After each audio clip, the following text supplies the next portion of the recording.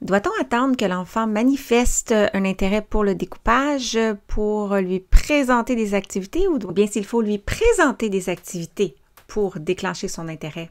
C'est pas toujours simple, hein? C'est un sujet qui mérite discussion, mais ce que je dirais, c'est qu'entre 18 et 24 mois, on pourrait appeler ça la phase de l'intérêt. Et bien que l'enfant n'est pas prêt physiquement à opérer une paire de ciseaux, surtout à une seule main, il est prêt pour découvrir que les ciseaux peuvent accomplir quelque chose, peuvent transformer du papier et à devenir un peu inspiré, fasciné par le processus si on découpe devant eux.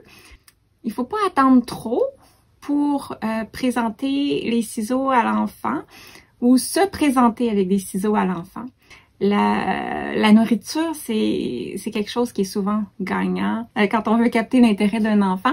On peut découper sa collation devant lui et on peut le rendre intéressé justement par l'outil en tant que tel. Et il existe des petits outils jouets là, que l'enfant peut manipuler, décoder au niveau de sa forme et tout ça.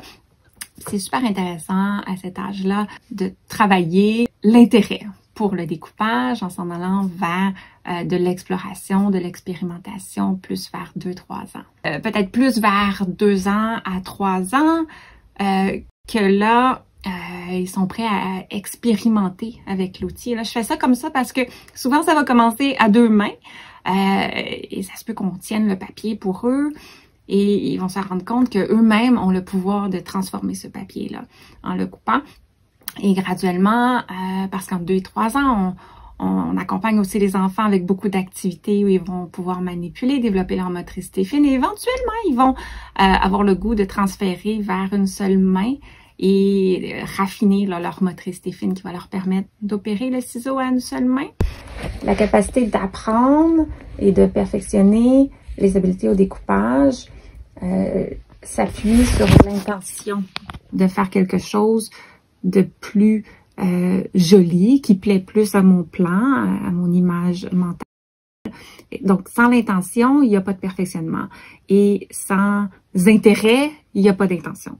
Alors, c'est important de s'assurer que d'abord, on stimule l'intérêt si c'est pas là, et particulièrement dans un contexte d'autisme où l'idée de découper joliment sur une ligne, de faire un bricolage n'est peut-être pas attirant en soi. Alors, il faut trouver comment on peut intéresser l'enfant, peut-être par des aspects autres, perceptuels et tout ça, des bruits, des couleurs, etc.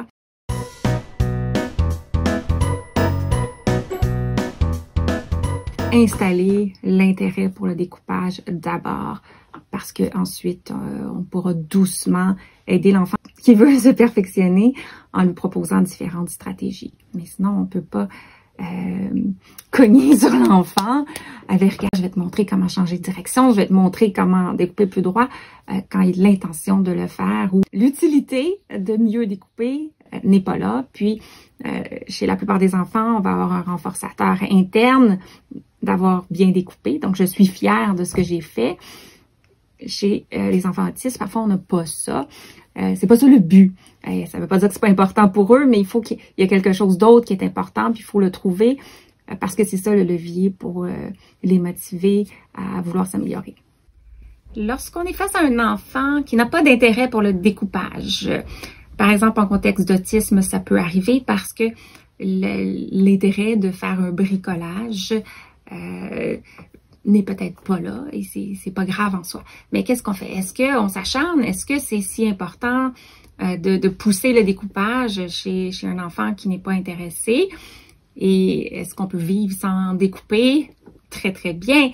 Mais ce qu'il faut savoir, c'est que le découpage, c'est une activité exceptionnelle et je dirais unique qui va vraiment chercher toutes les composantes de la motricité fine et cognitive aussi. C'est une préparation excellente pour le corps, pour toutes sortes d'autres activités manuelles, que ce soit de manier la brosse à dents, la soie dentaire plus tard, le crayon, et la capacité de coordonner 2 mains, 2 parties de notre cerveau pour l'apprentissage de la lecture, l'écriture, les mathématiques.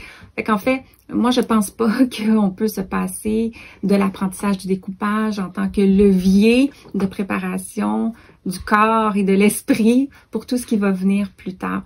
Alors, ça va être de trouver des stratégies pour amener l'enfant à le faire dans le plaisir, parce que, selon moi, c'est important, pas pour la capacité de découper, mais pour qu'est-ce que le découpage peut apporter à l'enfant.